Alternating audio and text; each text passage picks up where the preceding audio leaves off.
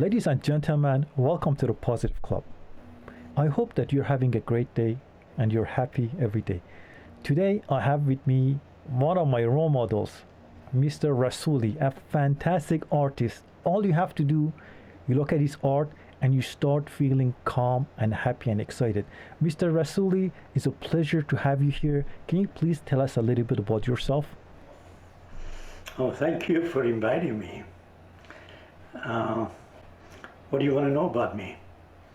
Just tell me a little bit about your childhood and then why, what happened that you became interested in art? See, I was born in a sort of mystic family. My uncle was a Sufi, and through the gathering of the Sufis, I got to know about the other side of life, and I practice a different form of being a human being. For instance, one of my assignments was for a whole month to know who I'm representing when I say I. I say, I love you, or I want something, or I don't like you, or I'm gonna leave, or I'm tired. Each one of these I's is a different I. So the idea is to recognize how many I's live inside me, inside this big I that is me. So these are the type of practices that I got used to. So what was really the major thing that developed me was the idea that no matter how great you are even greater than that. And this was really my main challenge. I enjoyed that a lot because my whole feeling was, God, there's no limit. So my idol was Don Quixote. And Don Quixote was great because Don Quixote wanted to reach for the unreachable, reach for the stars. And to me, that's the way that a quest should be set on, to reach for the unreachable. So that's how I got developed, to reach for the unreachable. That is amazing. Like when I saw your art, I knew there was something there, because it's very, very deep. And now that I know that you were practicing Sufism, that makes a lot of sense. So what is the journey of your life? So you practice and you learn about yourself on an intimate level. And then what were some of your experiences and what happened? You went into art. Art was my interest. One time my father had a portrait of him drawn by some artist with a Conte crayon pencil, and he had framed it and brought it home and put it on the wall and showed everybody that this is my portrait and some artist did that. And my uncle, my Sufi uncle, came and he looked at it and he asked me how I felt about it. And I said, it's good, but the eyes don't look like my father's eyes.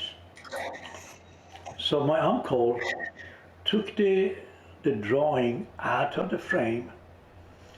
We took it to a paint store, and at the time it was a bookstore. Took it there, and my uncle wanted to get the same type of pencil and an eraser, and got these, and came home and told me to let's fix his eyes. Now, I was about 5 years old. So I said, but I don't know how to do it. He said, you know, start doing it.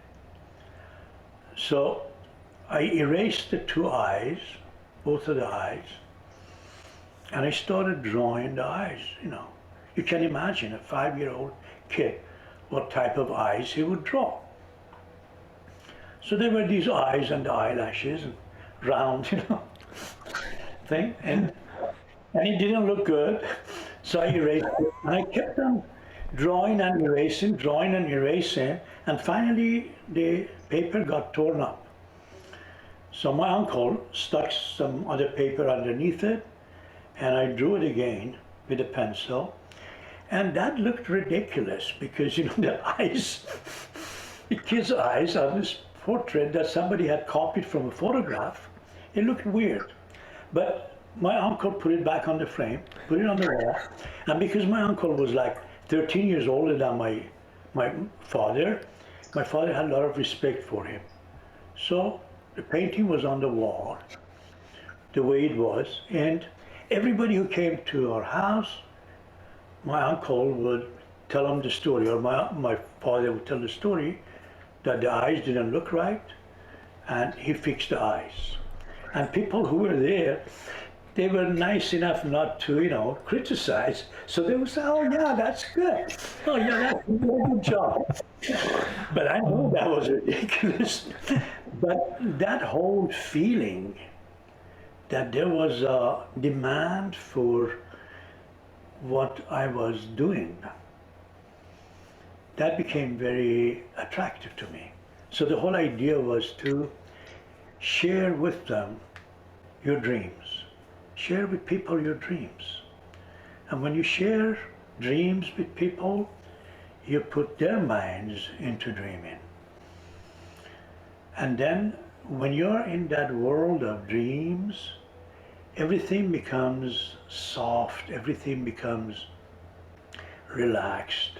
And in that world, you become creative because you get inspired. And in that zone of creativity, you express yourself. And your expression becomes the means of clues that would guide you from this level to another one and to another one. So, yeah, painting for me is, you cannot really call me a painter. I'm an artist, and I have a message to deliver. And my message is that you've got to be free, you've got to love, and you've got to surrender. Freedom, love, and surrender are what we should be as human beings deal with. Our spirit is here, our soul is here to enjoy, hasn't come in here to suffer. So the enjoyment that we can get for our soul is through our emotion, through our feeling, and then from that feeling, a new concept pours out, which is not yours. It comes from a different source. So you put it on the canvas. When I'm there, when I'm painting with canvas, I'm not really painting. I'm making love with my canvas. My canvas tells me to touch me here, touch me there. And I do that with my canvas. And my canvas smiles, or sometimes my canvas is not so happy. And sometimes we get into struggle with each other. But it's all about love-making process. It's not about me painting.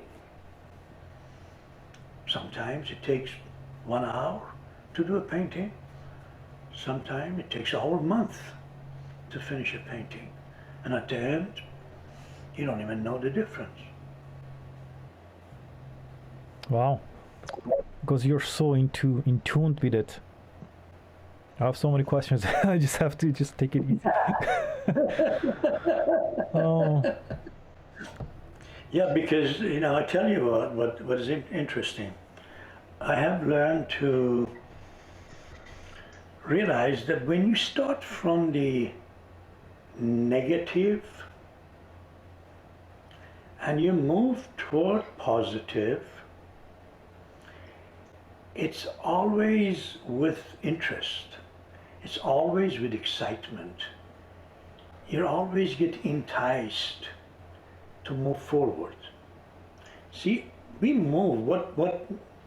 What makes us move is either some kind of attraction or somebody kicks us on the butt. There's one of those two things. There's no other way. Oh, So if you don't want to get kicked on the butt, if you want to be enticed, then you have to have love. You have to love what you're doing. When you love what you're doing, the joy of reaching the beloved becomes the enticing energy, power that attracts you. In that attraction, no matter what you do, is unique. Whether you're painting, talking, walking, even heading somebody, like Teresa, doesn't matter.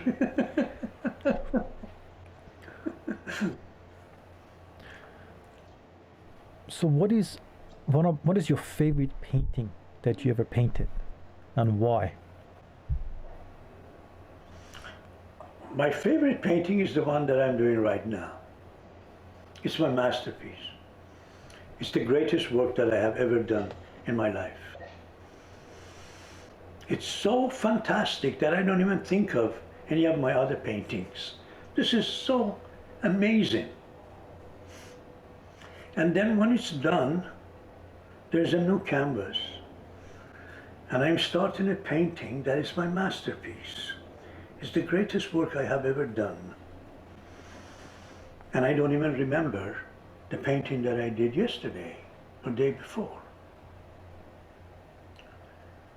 It's that type of attraction that brings joy to our life, brings joy to our soul. And we're lacking that. And because we're lacking that, our soul is in the dark side of life. Because everybody is doing things they don't like, like most of the people, they're unhappy with their lives because they're doing something they hate, they're doing it to make money, and by the time they realize that that wasn't what they're supposed to do, it's too late. And unfortunately we don't realize that, a lot of us. So Yeah, I had a friend who was here the other night, and he was sitting in here, and we had a great time.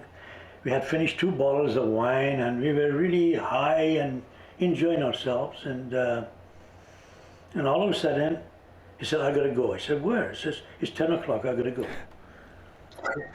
I said, "Where are you going?" He said, "I gotta go home." I said, "What for?" He said, "Because I gotta get up tomorrow morning to get to work." I said, "What for?" He said, "Because I have a meeting at 9 o'clock in my office." "What for?" "This is my business. I gotta have a meeting." And then finally we get to a point that, "What for?" He says that, "Because I want to relax and enjoy my life."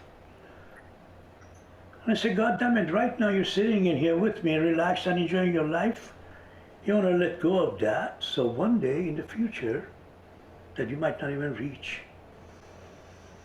you would want to enjoy your life." This is where we are having a problem, because we're just thinking of the future and we don't realize that the person who's brought us, the power that has brought us to this point, is not going to let us stay on the edge of the road. We're going to continue and have enough respect for your power, for yourself, that you can be saved anytime you want to. Every time that my brush lands on the canvas, there is no doubt with it.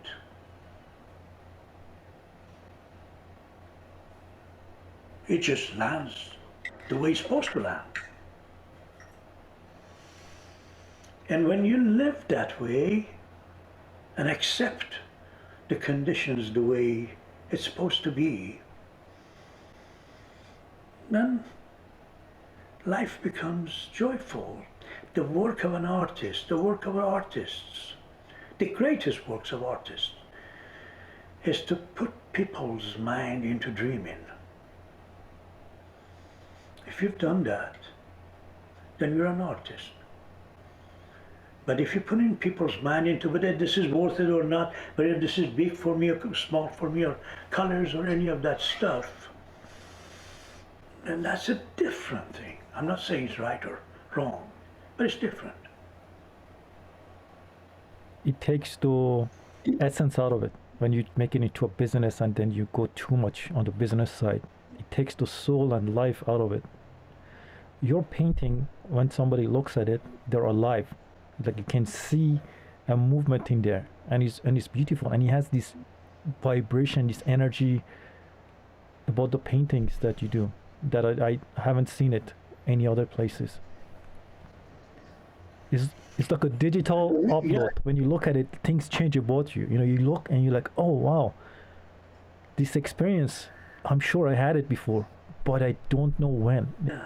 And the interesting part of it is that every time you see it, it's different. If you see the same thing tomorrow, it's different. Depending on your mood, there's a different interpretation of it. And the reason is very simple. It's because it comes from my heart and it goes to your heart.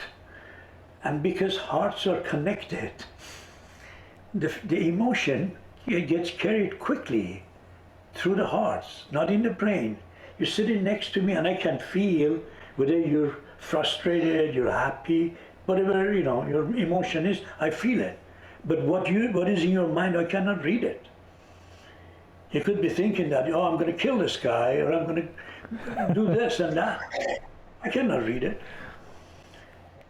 So really the connection should be through the heart, and the only way to do it in order to enjoy life is by connecting with your emotion. Arts connects you with your emotion. When art is connected with your emotion, it makes you feel good. We always say it's not what he said, it's the way he said it. It's always that feeling of how do you express it? Some way that has emotion in it.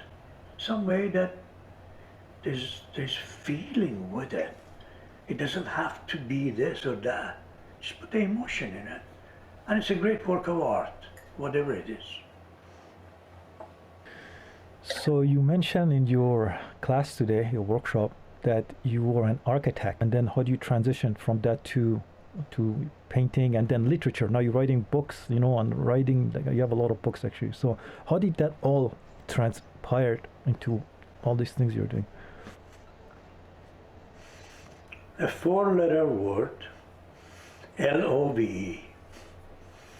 Love just takes you into the unknown. Love takes you where you have never traveled. One time, I was commissioned to do a mural in Venice on Washington Boulevard.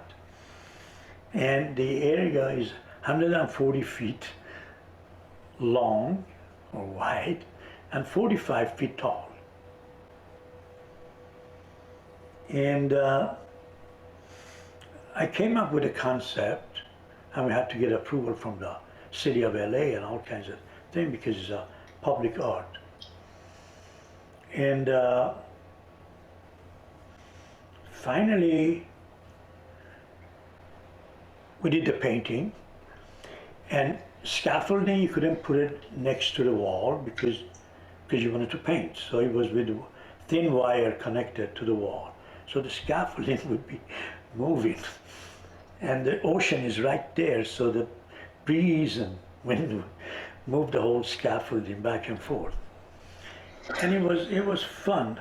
But the whole thing for me was that this is a message. I call it Angel of Unity. And I thought this is a message that tells people, and I have it on the corner of the painting. It says, reach higher, reach for your spirit. And this is really a message for humanity from Rumi. Our spirit is a lot greater than we think about it. We sell ourselves cheap for nothing.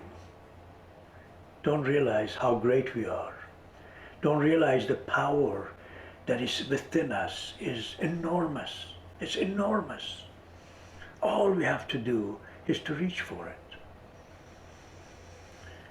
But once you get that power in you, you begin to taste what life is all about. People ask me if what I'm doing nowadays, and I say I'm retired. I've been retired for 35 years. And that retirement is a joyful life. But you gotta produce to enjoy your retirement.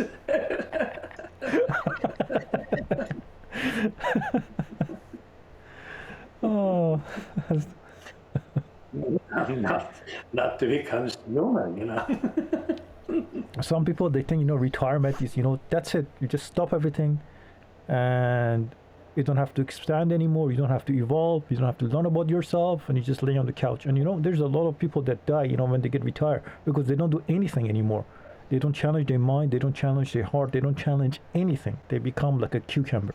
Well, that's our comfort zone.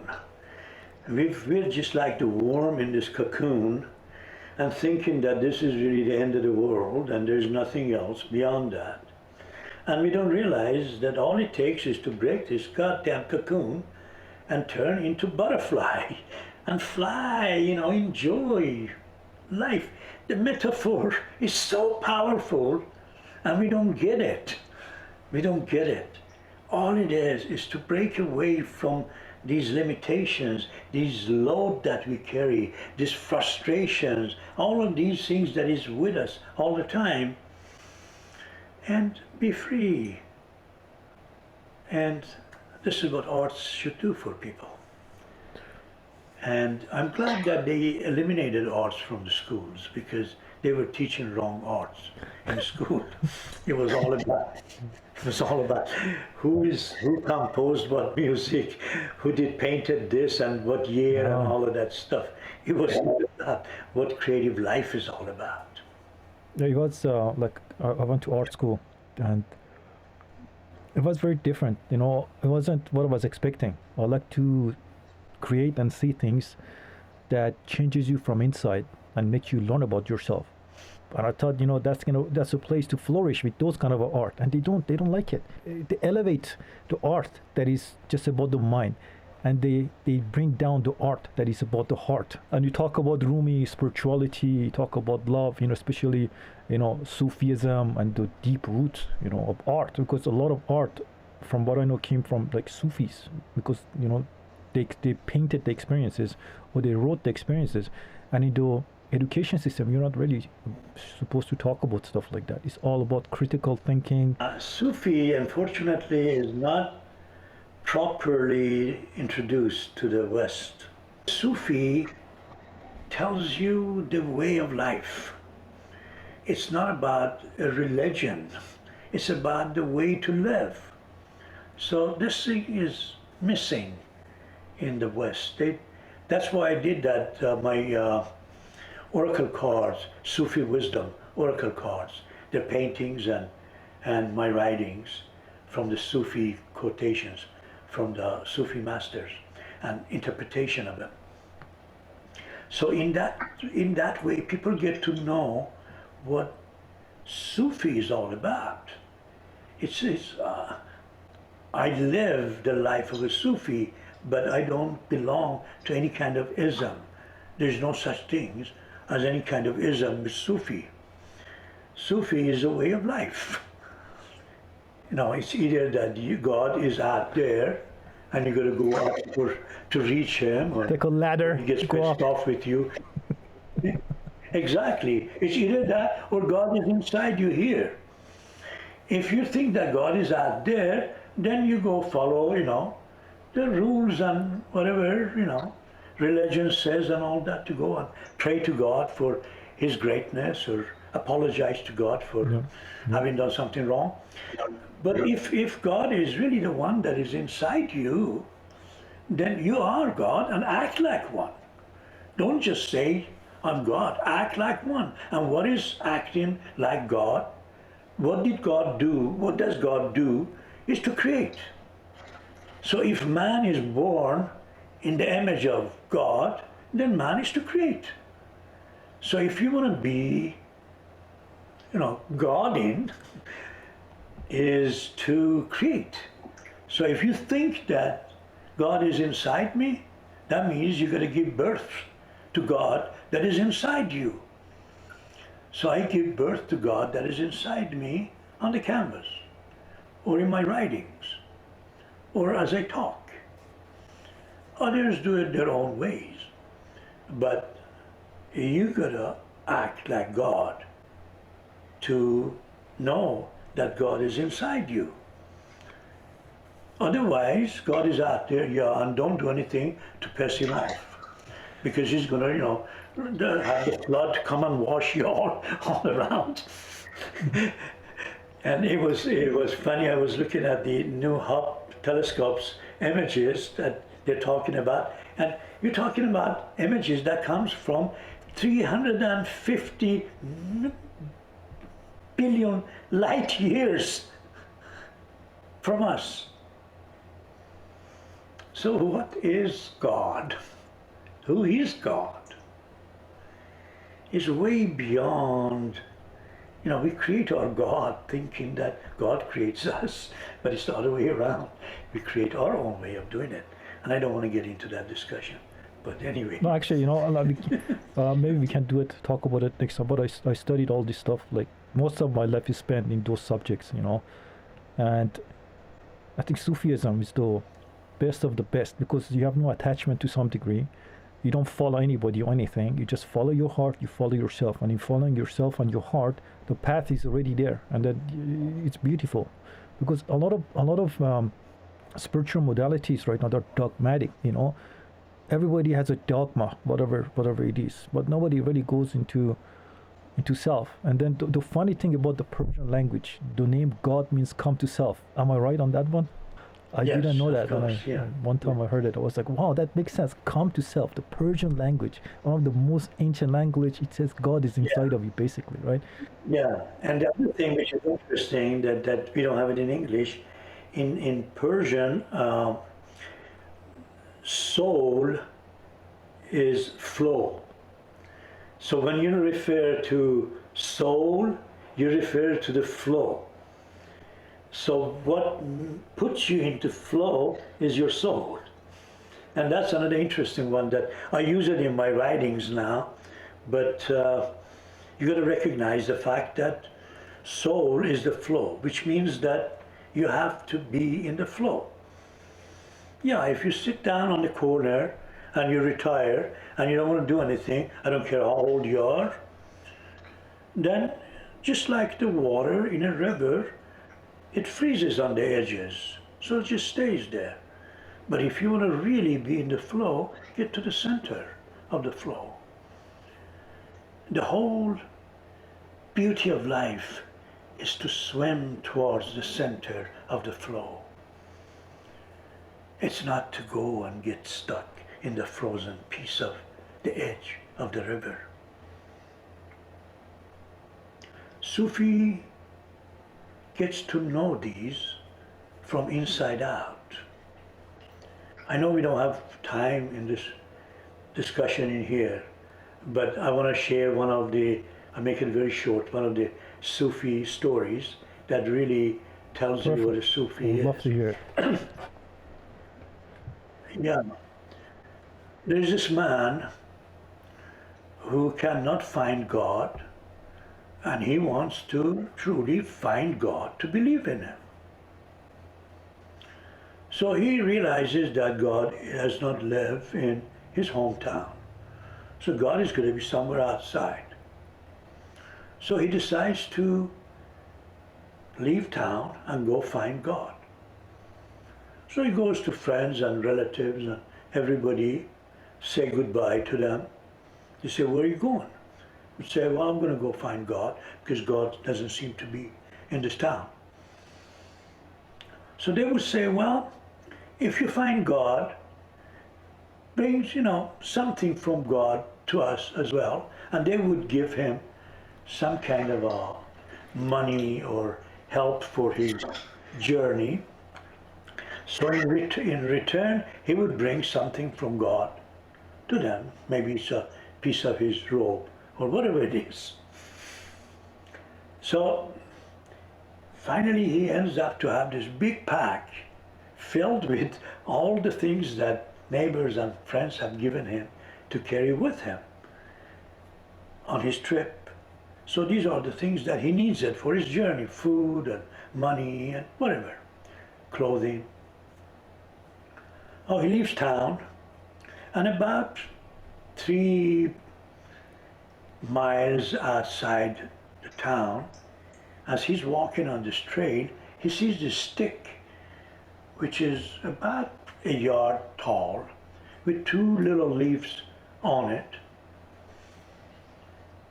and which means that that stick is alive. It's got those leaves. And he looks at that whole stick as he's walking, and he says, how sad to be next to a road and not being able to travel.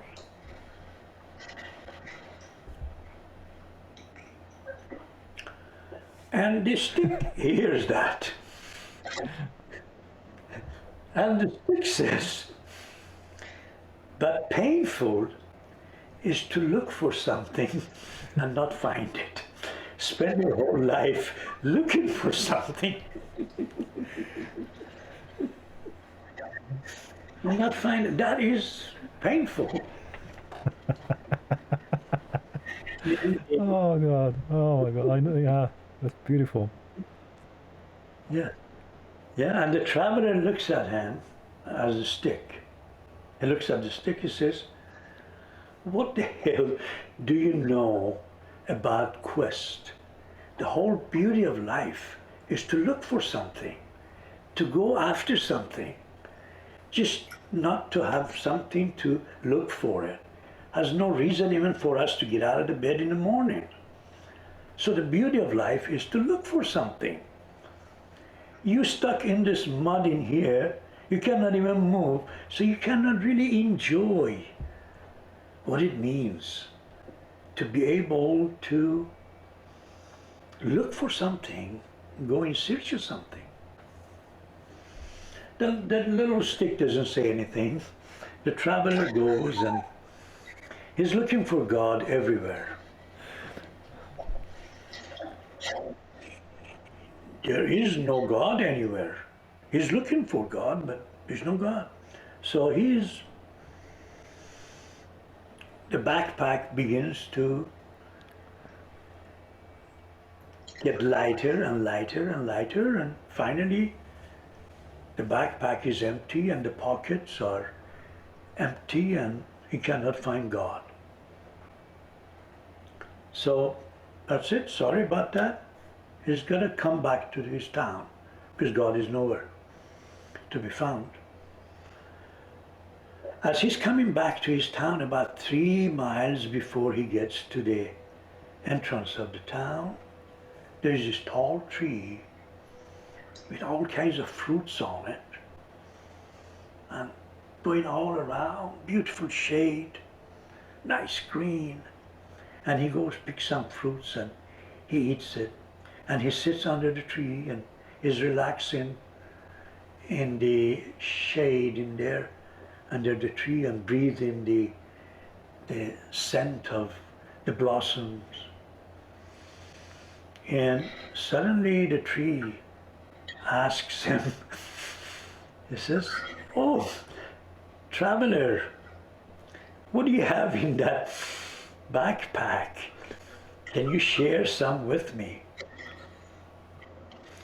And the traveler says, oh, I'm sorry. I'm ashamed to tell you that this backpack is empty. And the tree says, I know. You don't remember me, but I remember you. I was a little stick next to the road when you were going by, and you were so conceited, and you were carrying this big load on your back, looking for God. But then you lost all of that things that you had, knowledge and gatherings that you had, and the looking for God, you lost all of them. But now that you don't have anything in there and you've lost your ego, I give you a part of God. And suddenly the backpack feels different. Something happens to it. It becomes strong and it glows with light. And he puts it on his back and looks at the tree and says, wait a minute, all of these years I was in search of God and I went everywhere and I couldn't find him. How the hell did you find God stuck in this mud in here? And the tree tells him, see, you look for God outside yourself. So every time you lost some of your backpack, you had to give it in the way of finding happiness, joy, God, love, whatever you call it. But I looked inside to find God, and every moment I became stronger, more powerful, taller, bigger, gave fruit, gave everything. So that's one of the stories of Sufi that has really had a big impact on me. It's the God that is inside you that you're going to find. And when you find that, you can surrender to it, because that God has given you a gift, which is your body. Maintain it well. Maintain your body well. So the container is suitable for the content. Once the container is suitable for the content, then your life becomes joyful. But once you don't attend to the container, to yourself, to your physical wellness as the container, not as you, not as the content, not as your soul. But if you maintain that, then you can have your soul happy when you don't have to work. Once we get to that point of eliminating the word work from your vocabulary, life becomes joyful. The word that you should replace it with is Layla. Layla. Lay means to make, La means to destroy. It's a Sanskrit word. So when you Layla, you achieve something, because that means no attachment to the end result. You do things just to have fun. Just like making love, you just want to have fun.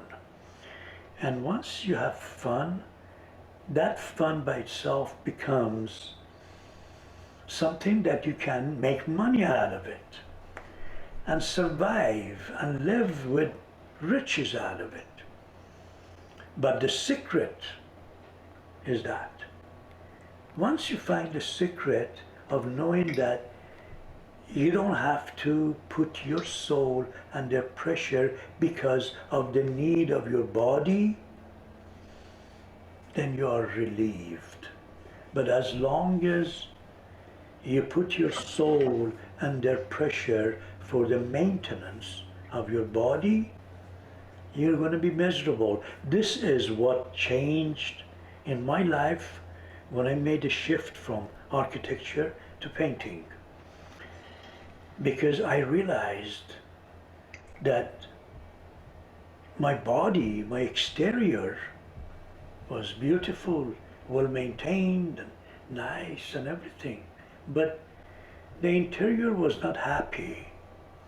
I wanted to go after my love, which was painting. So I had to make a big shift in my life. And I was a successful architect with my works on the cover of many magazines. They even had special issues on my architectural work.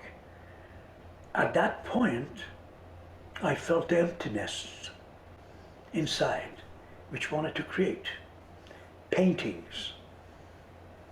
And that's when I made the shift. I burned everything that I had. I built a fire right in the middle of my courtyard in there and started burning with my master's degree of architecture down to everything that I had, with IRS document, with insurance, with payments, with everything. I burned the whole thing down.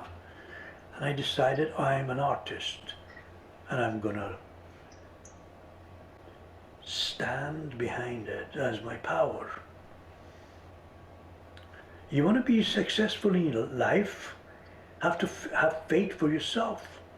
This girl on the other day in one of my retreat puts her paintings right in front of me. She had 5 paintings, puts there, and really proud of the paintings, and looks at it and says, what do you think about it?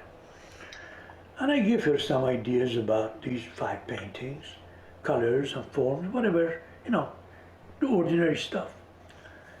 And then she asked me, she says,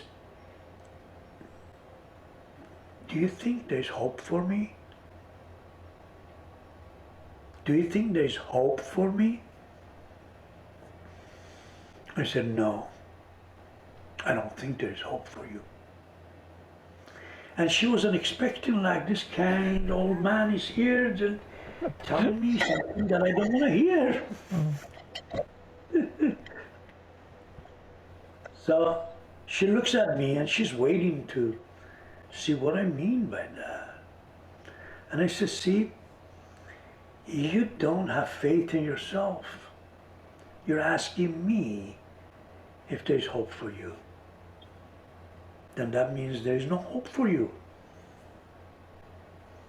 As Confucius says, the one who says I can and the one who says I cannot, they're both right. Yeah. This is the truth about life. What are 5 advices that you have for someone who wants to be a good artist and who wants to do a good job? All right. The very first step is to recognize what art is. Art is not a job. Art is love. That's number 1. If you want to get into art, you're going to love it. Don't do it because you want to make money. If you want to make money, just any other thing that you start on, you're going to be more successful. To become a successful artist among millions of artists, there was a time that, you had to go from town to town to find an artist. Now, every second, millions are available to you. So to become a Picasso among, becoming a Picasso among 100 artists or 200 artists maximum is not a big deal. Thank you, Picasso. But it's not really a big deal. The big deal is to become an artist among 1 billion artists or 500 million artists. The number is tremendous. And the chances that their Picasso is much greater than Picasso could ever be already in there. But it's that competition that stops from coming out. There was a time that I wanted to be known as an artist. I had an interview with this Italian magazine, and Grazio Gambaroni, that was her name. She was interviewing me. She was really loved my work and everything, and then I got excited, and that was my first international interview. That was big for me. And I said, can you tell me what's the best way that I can get the critics and reporters from different countries to do the interview with me. And the answer that she said is another one of those 5 that you asked. He says, you don't have to do anything. All you have to do is to be good. If you're good, they'll find you, no matter where you are. If you're good, you're going to be showing your power. But that's when you're good, they'll find you. Don't go after exhibiting, don't go after selling your paintings, don't go after that. Go after becoming a good artist. Once you become a good artist, they'll find you. So that's the other advice. The other advice would be perseverance. Success has ups and downs. Success is a road that is not straight. You've got to go around the bends, and you've got to bend, and you've got to be coming down on the ground. Sometimes you have to crawl on the ground. But don't give up. Don't give up. Hafiz, one of my masters, uses the metaphor of the hair of the beloved. See, if you get the tip of the hair of the beloved, you get to the beloved.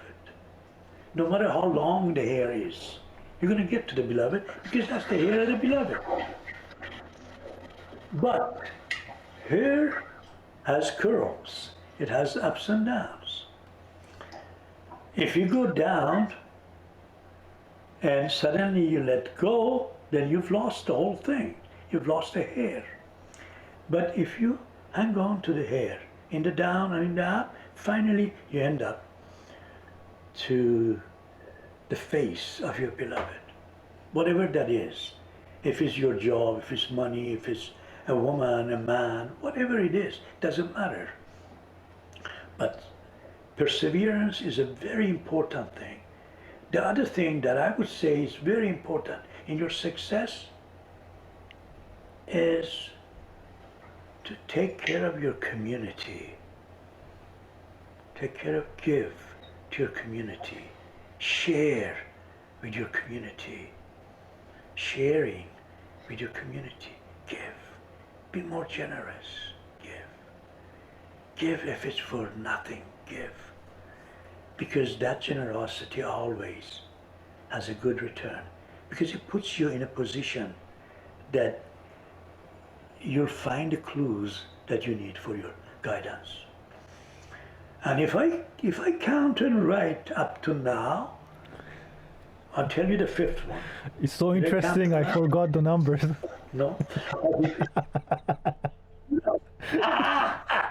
No, it's a good one. See, now you know where I come from. When you asked me, you said that, you sent me some questions, said you're going to ask me, said, please, if you tell me what you're going to ask me, I get nervous in answering it, because then I got to prepare myself. But when it's like when I'm painting, when I stand in front of my canvas, I don't know what I'm painting. I have no idea. If I have an idea what I'm painting, I move away from it until my idea is gone, so I can paint. Because painting is plain. I get a blob of, let's say, I get a blob of blue and put it on my canvas. Let's say there's a canvas in here, and I get a blob of blue. I get a rag, put in blue color, just put on the canvas. Then I put that thing down. I get the rag, another rag, put it in red, and I go somewhere where there is still blank canvas. So I go on the blank canvas somewhere, put my red. Now I have blue and red. When blue was by itself, blue was the king. Now that red has come in, blue's power has dropped into 50%. Now the two of them begin to play.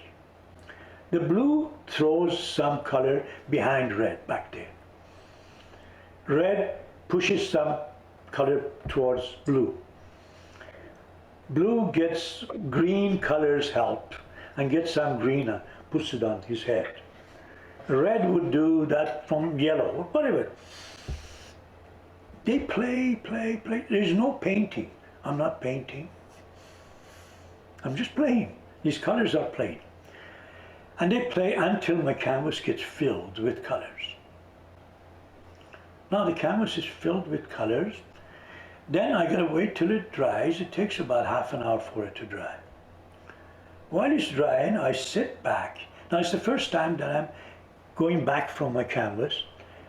I put that thing in front of me in a different spot, mostly on the floor where I sit down, on a chair and look at it with a light on it. And I start looking at, see what is that canvas wants me to do with it. It's not what I want to do with canvas, remember that. I'm sitting in there, staring at the canvas, see if canvas is telling me that, please touch me in here, or eliminate this part from me, that type of thing. I sit down, it takes half an hour. I sit down patiently and stare at the canvas. If it didn't tell me anything, I turn it around, upside down. I stare at it, sideways, whatever.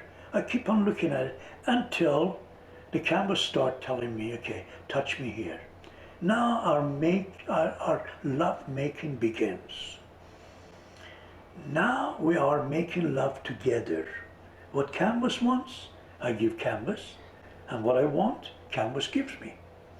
So we begin to make love. Once lover and beloved become one, then there's no lover and beloved.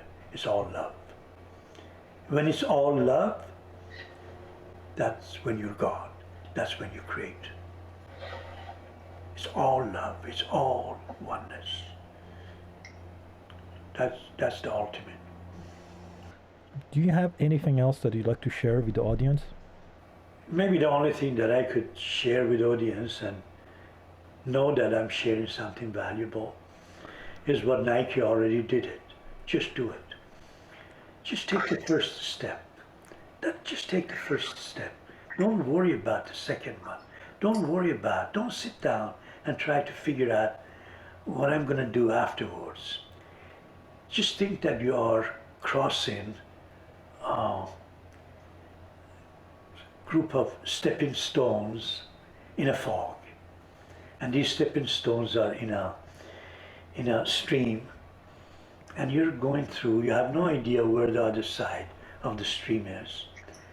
But you take the first step, that leads you to the next one, and that would lead you to the next one, because the fog does not allow you to see anything else. So as you jump in there, you can get to places. So stop calculating, figuring out all of that stuff. Stop being perfectionist. Stop any of these and just do it. Just start taking the first step. If the second step did not come along, then don't take it anymore. Okay, perfect.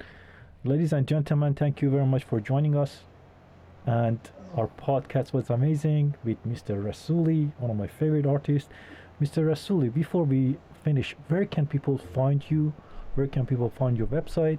And where can people find your workshop? My workshop is on Saturdays between 8 to 10 a.m. Los Angeles times. That's West Coast time. To find me, my paintings, my interviews, my videos, all of that, you could either just type in Rassouli, go to any of the search engines. You get me there, or you could go to rassouli.com. And Rassouli spells Rassouli, L-I at the end.com. And I think that's the best. Send me an email if you have any comments, anything you want to share. I would be open to share with you. Thank you very much. Thank you very much. We will put the links and the bio in all of the videos and media. Thank you very much for being here, and I'll talk to you soon.